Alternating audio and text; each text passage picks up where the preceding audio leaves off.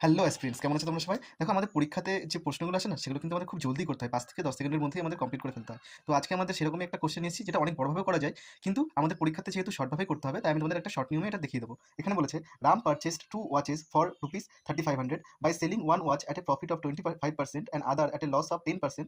He neither earns profit or nor suffers a loss in the whole transaction. What was the cost price of each watch? আচ্ছা দেখো, এখানে আমাদের কি কি বলে দিয়েছে।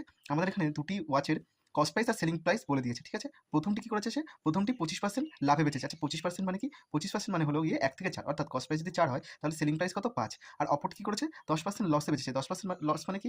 1/10 ফ্র্যাকশনে। আচ্ছা, তাহলে আমরা এখানে লিখে দেবো 10 থেকে কত করেছে সে, সেটা 9।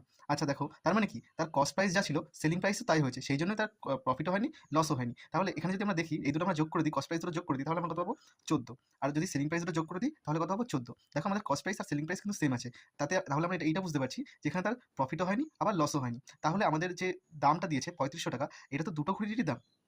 প্রথম ঘড়ির দাম, এটা দ্বিতীয় ঘড়ির দাম, মিক্স করে 3500 টাকা। তাহলে এর প্রতিটা ঘড়ির দাম কত হবে? একটা তাদের অনুপাত হয়ে যাবে 4:10, বা এটাকে আমরা লিখতে পারি 2:5। 7 মানে কত? 7 মানে হচ্ছে আমাদের দিয়েছে 3500, তাহলে 1 মানে কত হয়ে যাবে? 500। তাহলে 2 মানে কত? 1000। আর 5 মানে কত? তোমার 2500। ব্যাস, আমাদের উত্তর বেরিয়ে একটি ঘড়ির দাম 1000 টাকা এবং আরেকটি ঘড়ির দাম 2500 টাকা। ব্যাস, হয়ে গেল। দেখলে তো কি তাড়াতাড়ি, খুব সহজেই অঙ্কটা হয়ে গেল।